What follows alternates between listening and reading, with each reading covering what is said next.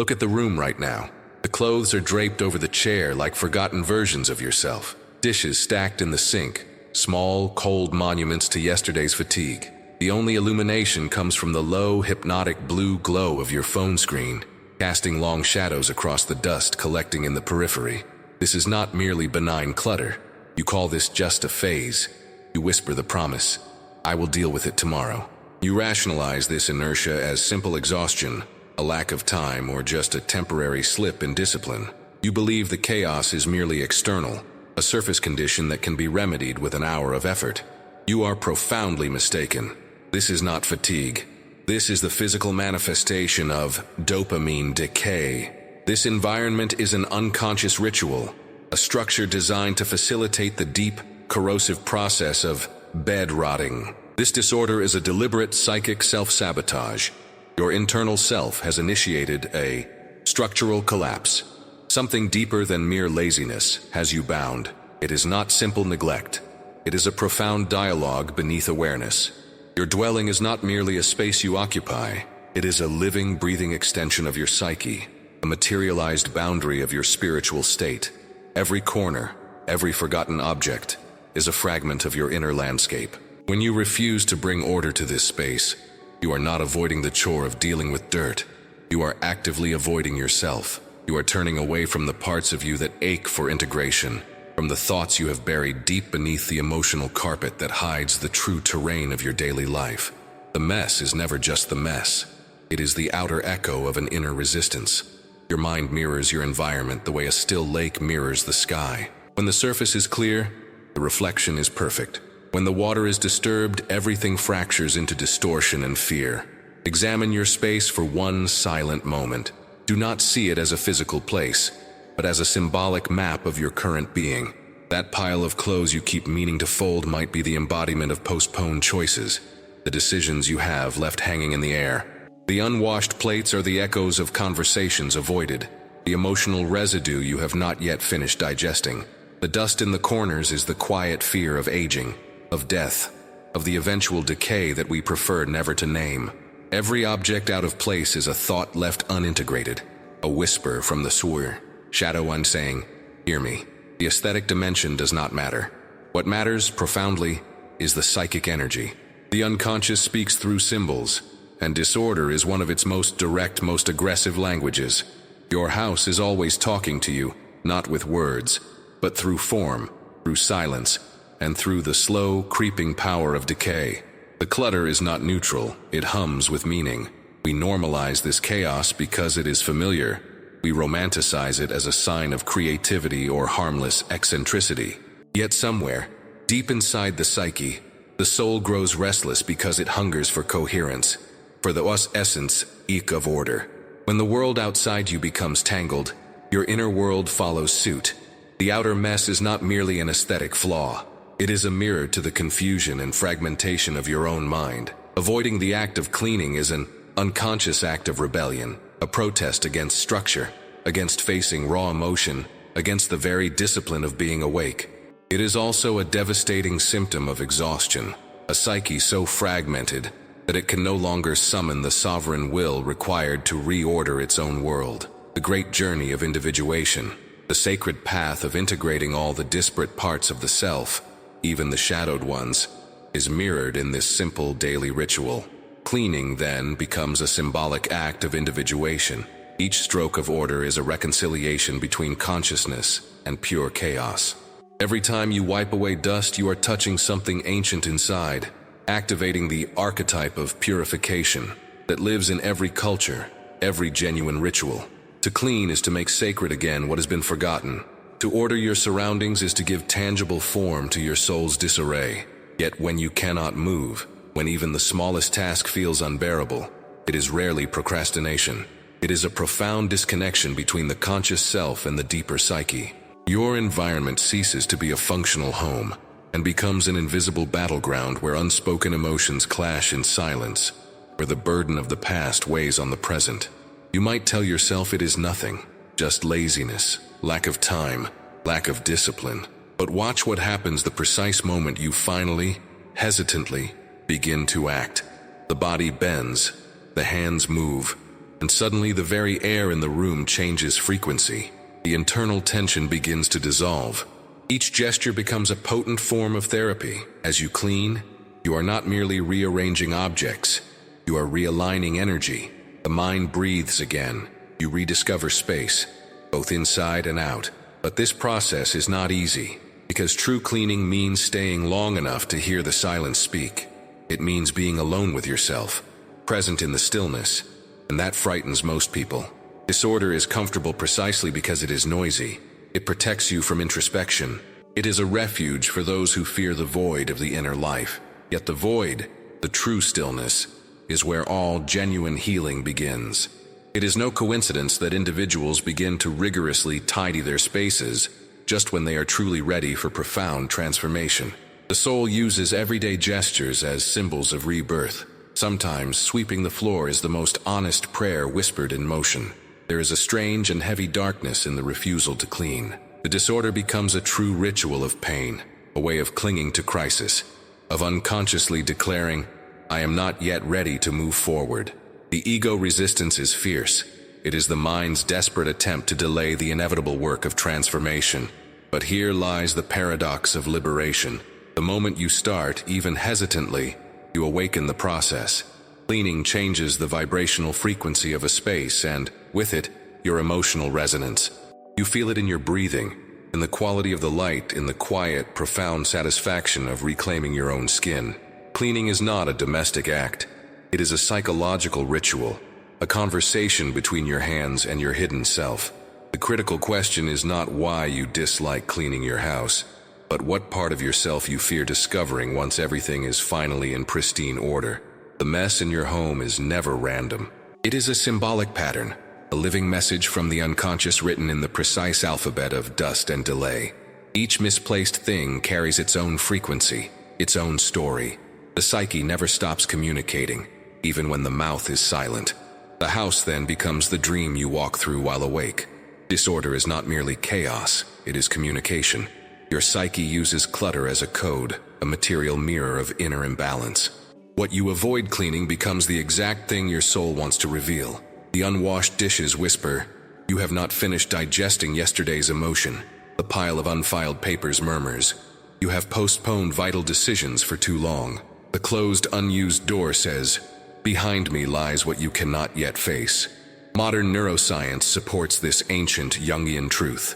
When the brain perceives systemic disorder, the prefrontal cortex, the seat of planning, focus, and executive function, begins to overload. The limbic system interprets that overload as a threat. You feel unease, not simply because the room is messy, but because your inner sense of safety and coherence is profoundly disrupted. The chaos outside activates the chaos within. Yet, we constantly justify it. "I'm just messy. I work better this way." But the deeper psyche knows these justifications are mere masks. To live perpetually in chaos is to dwell in denial. It is the ego's deliberate strategy to protect itself from the deeper, more terrifying work, the work of reconciliation and surrender. True order requires sacrifice. There is a strange dark comfort in the disorder we create. It is familiar. It is predictable. It gives us something concrete to complain about, something external to blame when the internal silence grows too large. This is shadow resistance, the tendency to stay tethered to the known pain rather than risk the unknown light. Shadow resistance is the precise mechanism by which the psyche chooses the known pain over the necessary, terrifying freedom of the unknown light. It is a calculated refusal of accountability, a silent declaration that the self is too fragile to bear the weight of its own environment. The individual, submerged within the current of the mass, seeks constant distraction. The disorder becomes a cheap form of anesthesia, protecting them from the acute confrontation with solitude that true order demands. When the chaos outside is normalized, the internal noise never ceases.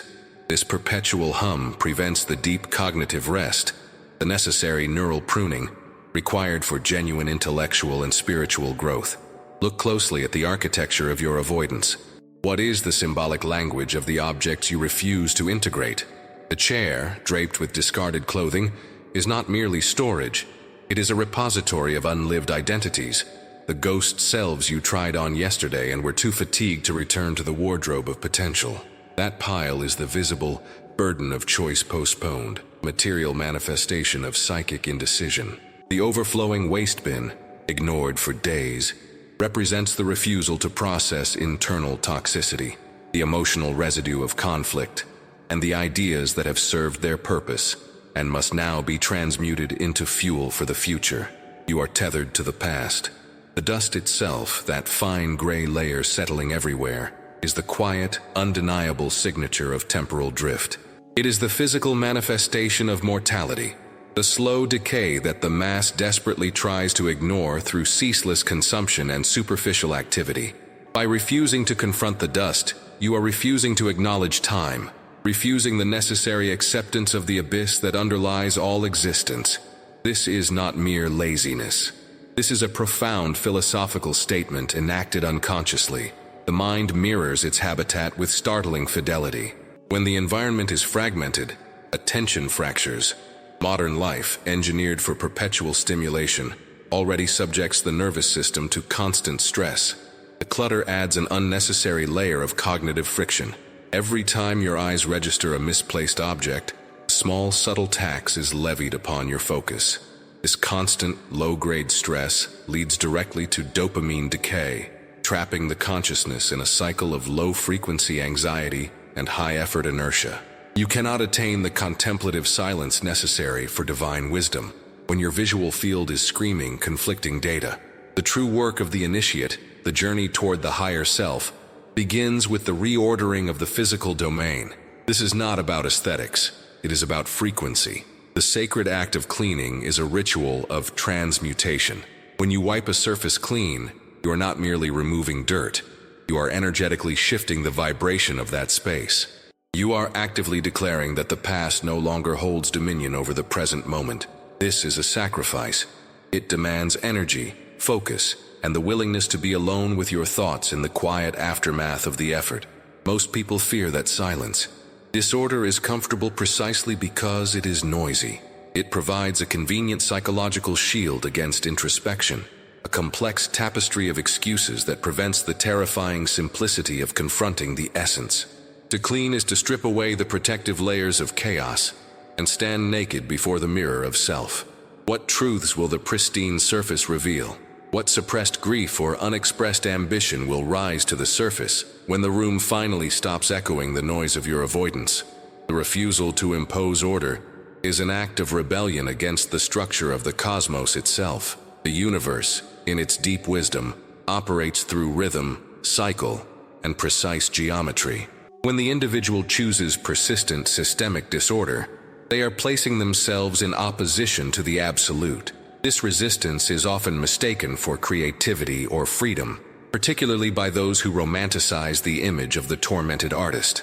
But true creative power flows from a disciplined channel, from a mind that has performed the necessary neural pruning to integrate its conflicting elements. Chaos is the symptom of the unintegrated self, never its source of power. Consider the forgotten spaces, the drawers jammed shut, the closets overflowing, the corners where light rarely penetrates. These are the physical analogues of the shadow, the unowned, unexamined aspects of the self that are pushed into the psychic dark. When you finally force open that drawer and confront the mass of tangled, forgotten items, you are performing a symbolic retrieval of lost psychic energy. Each discarded receipt, each broken trinket represents a fragment of attention, a choice, or an emotion that was never fully processed. The act of sorting is an act of spiritual archaeology. You are reclaiming the scattered pieces of your soul. The mass prefers the illusion of progress without the burden of internal maintenance.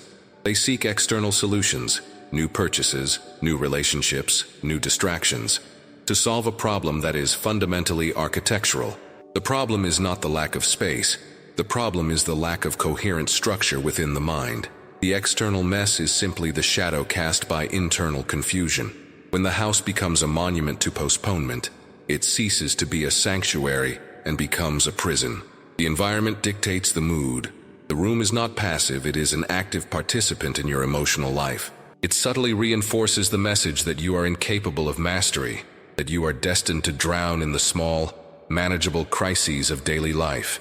This is why the initial resistance to cleaning feels overwhelming. almost spiritual in its intensity. It is not merely a battle against gravity or grime. It is a battle against the inertia of the unconscious, which fears the radical change that order promises. The individual must recognize that the simple act of washing a plate or folding a shirt is, in reality, a ritual gesture of profound defiance against the forces of psychic ruin. It is the quiet consent required for rebirth. The inertia against the act of reordering is not merely physical. It is the psychic resistance of the lower self, a profound seduction toward stagnation. This inertia is the soul's exhaustion, not from labor, but from the constant maintenance of the lie of external competence, while internal structures collapse into the formless. The clutter serves as a buffer, a physical manifestation of emotional insulation, a dense shield against the demanding light of self-awareness. We deliberately construct these small fortresses of debris to keep the world, and more acutely, the demanding essence of the higher self, at a manageable distance. The prolonged state of disarray thus transforms into an unconscious ritual. It is a dark liturgy whispered through neglect, a daily reaffirmation of fragmentation. The choice to step over the obstacle, to overlook the dust, is a repetitive sacrifice of potential energy and conscious intent. This ritual binds the individual to the temporal plane of dissatisfaction, fostering a slow, self-imposed dopamine decay, where the reward centers of the brain learn to find spurious comfort in familiar low-grade stress, rather than seeking the hard-won satisfaction of true mastery. Observe the modern pervasive phenomenon of bed rotting, the retreat into the horizontal plane of passive consumption and digital distraction. This is the ultimate physical surrender to the internal abyss. The body seeks stillness not for meditative rest, but for evasion, a refusal to stand upright in the verticality of presence. The physical environment reflects this choice with brutal honesty. The room becomes a temporary tomb, and the individual, a ghost inhabiting their own ruin. What ancient fear compels the awakened individual to seek shelter in the familiar architecture of their own collapse? The choice to begin the work is a sudden, often violent break from this ritualistic stasis. It demands an immediate transmutation of energy. The hands moving across the surfaces perform a subtle, necessary alchemy. We are not simply moving objects. We are shifting the vibrational frequency of the space itself. Every item discarded is a choice to shed a former self, a deliberate sacrifice of the past's heavy burden. This physical reordering is immediately mirrored internally through a process akin to neural pruning. The brain, perceiving the external clarity and the reduction of visual noise, begins to reorganize its own pathways. The clutter of unintegrated thoughts finds structure, focus sharpens, because the environment is no longer overloading the capacity for conscious choice. The act of making decisions about external objects, what stays, what goes, is fundamental training for the mind to make decisions about life paths and emotional residues. The terrifying reward of this cleansing is the compulsory silence. The noise of disorder, which functioned as a constant low-level distraction, is replaced by the profound, demanding stillness of the ordered room. The mass avoids this silence instinctively because it compels true introspection, forcing the confrontation with the unedited self. The newly ordered space demands immediate accountability. It insists upon solitude. If the external environment is merely a reflection, how long can the individual maintain the illusion of inner peace while actively cultivating outer entropy? The true sacrifice involved in cleaning is not the expenditure of effort. It is the relinquishing of the narrative of victimhood. Disorder allows one to perpetually claim, "I cannot start because I am overwhelmed," providing an external justification for internal paralysis. Order removes that shield. It demands integration. It is the ego's final, desperate attempt to hold on to its fragmented identity, preferring the known discomfort of chaos to the unknown rigor of coherence. This impulse to cleanse is deeply archetypal. It echoes the ritual washing before initiation, the sacred sweeping of the temple floor, the purification rites of every culture that has ever sought connection to the absolute. It speaks to the primal need for purification. The dust we wipe away is the symbolic residue of unlived moments and denied truths, the psychic sediment that accumulated while consciousness was elsewhere. Clarity, once attained, becomes a profound burden because it leaves nowhere to hide. The ordered space is a catalyst for the next inevitable action. It forces the gaze outward toward the next, more daunting stage of the personal journey. The room, once cleaned, whispers of potential, but also demands immediate performance. This is the true weight of potential, the gravity of being awake and accountable. Does the fear of the next necessary action outweigh the comfort derived from the familiar, self-imposed prison of disorder? The resistance to order is a constant energetic siphon, a persistent drain that few comprehend. Every misplaced object, every layer of dust, demands a fraction of conscious attention, creating a subtle, persistent drag on the higher self. This is the silent tax levied by entropy, a psychic tithe paid daily to the gods of procrastination. The psyche attempts to process the constant visual noise, leading to what the modern mind attempts to quantify as dopamine decay. The system becomes accustomed to the low-grade stimulation of chaos, rendering true focus, the deep meditative concentration required for divine wisdom, nearly unattainable. We mistake the frantic activity of avoidance for actual living. True lethargy is not the absence of movement. It is the constant, ineffective movement within the confines of the familiar mess. The unconscious prefers the known ruin to the unknown rigor required for transmutation. Consider the ancient disciplines.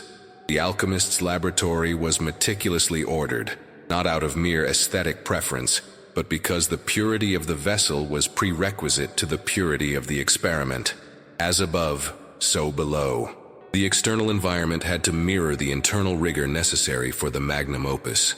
When the philosopher sought to transform base metal into gold, the symbolic transformation of the lower self into the essence, he first had to ensure the instruments were clean, the furnace controlled, the atmosphere free of contaminating influences.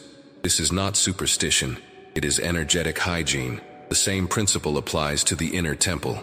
If the sanctuary is choked with the refuse of yesterday's emotional battles, how can the clarity of the absolute possibly descend? We live in an era of psychic pollution, a collective bed rotting, where the vibration of the individual is deliberately lowered by the acceptance of continuous low-level environmental stress. The modern scientist speaks of neural pruning, the brain's necessary process of discarding irrelevant connections to sharpen focus and enhance efficiency. Chronic disorder outside inhibits this essential internal clearing. The constant visual stimulus of unfinished tasks keeps the mind perpetually engaged in low-priority loops, preventing the necessary neurological deep cleaning that allows for genuine insight. This is the very mechanism by which the mass remains perpetually tethered to distraction. They fear the emptiness of the ordered space because emptiness is fertile. It demands creation. The individual who opts for order performs a silent act of ritualistic defiance against this collective inertia. They choose to engage in conscious self-structuring, understanding that the outer structure provides the necessary scaffold for inner growth. The unwashed clothes draped over the chair are not just fabric. They are spectral bodies of unintegrated choices, the discarded identities we are too afraid to bury or burn. The fear of cleaning is often the fear of finding something in the silence, the fear of discovering a truth that the clutter has successfully muffled. The disorder serves as an emotional buffer, a constant low-grade noise that prevents the soul from hearing its own demands. Imagine the anchorite, the ascetic who retreats to the desert cave. The environment is stark, minimal. This radical simplicity is not merely penance. It is a forced neural pruning of the external world, ensuring that the only dialogue remaining is between the self and the absolute. The cluttered apartment is the opposite of the cave. It is a self-made labyrinth designed to lose the seeker. When the environment sinks into true disarray, the condition known archetypally as the abyss opens up. This is where the lines between the self and the environment dissolve entirely. The room is no longer a backdrop, it is the primary actor. The individual merges with the shadow material reflected in the chaos.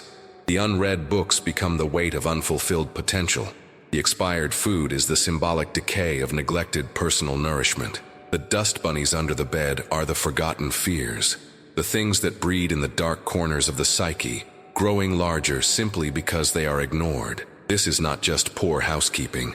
This is an unconscious ritual of self-sabotage, a silent oath sworn to remaining incomplete. The true act of purification is always a confrontation with time.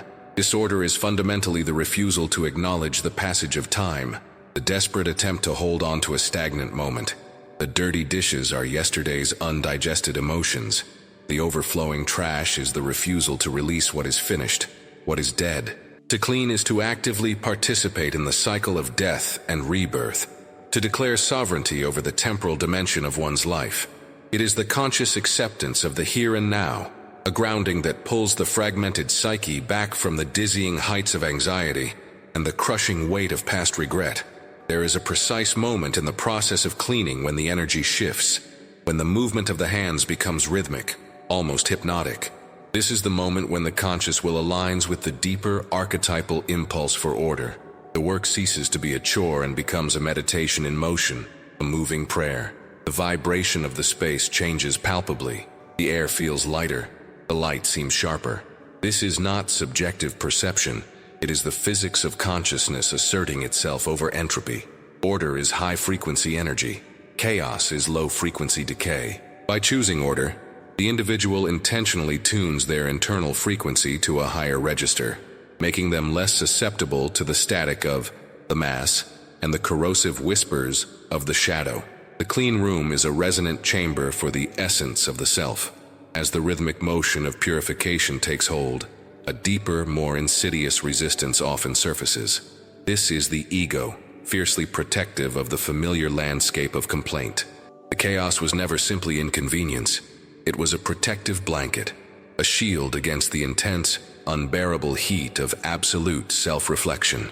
True order demands silence, and that silence is terrifying because it reveals the vacancy within, the space where the soul should reside but often finds only echo. The refusal to complete the task, the sudden fatigue that settles precisely when the room nears completion. This is the final desperate struggle of the shadow material, attempting to pull the consciousness back into the comfortable abyss of non-being. The world outside, the mass, celebrates distraction. It rewards perpetual noise and the constant validation of dopamine decay. To clean is to step fundamentally out of that collective trance. It is to choose the painful clarity of solitude over the soft, cushioning lies of perpetual deferral. The mess serves as a form of camouflage, allowing the individual to participate in the general bed-rotting of the modern psyche, excusing personal stagnation as a cultural norm.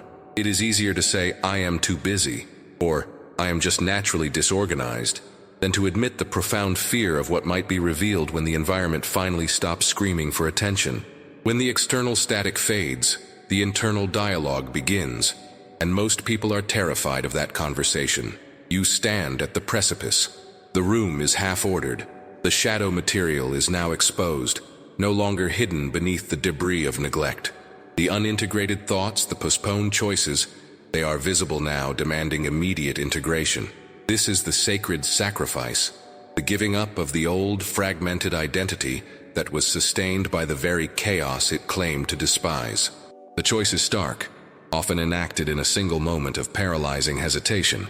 Return to the comforting ruin of familiar disorder, or accept the profound burden of self-sovereignty and the demanding structure of awakening. The clutter is not merely an aesthetic failure.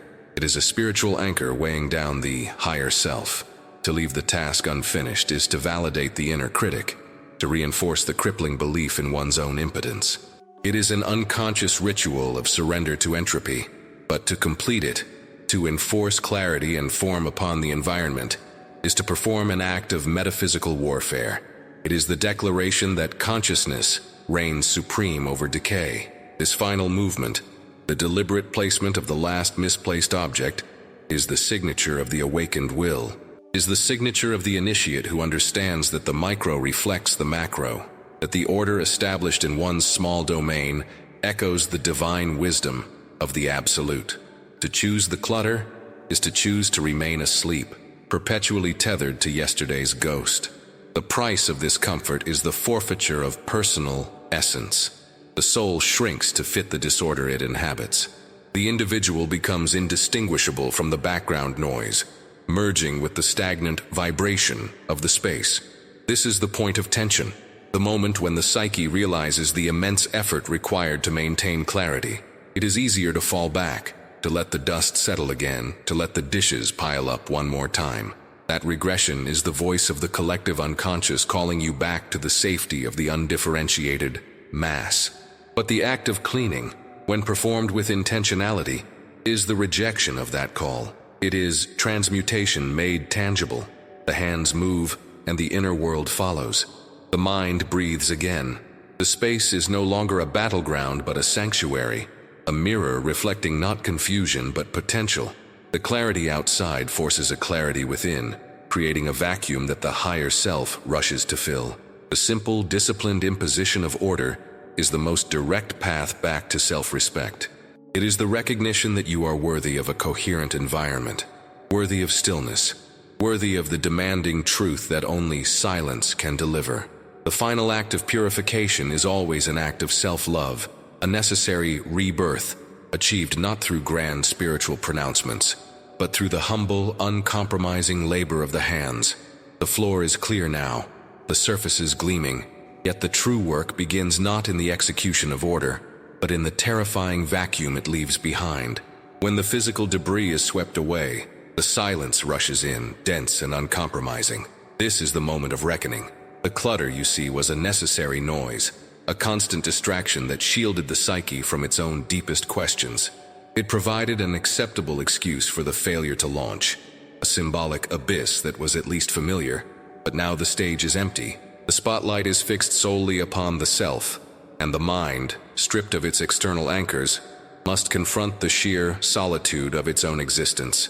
This is the burden of the awakened, to endure the stillness long enough for divine wisdom to speak. Many falter here.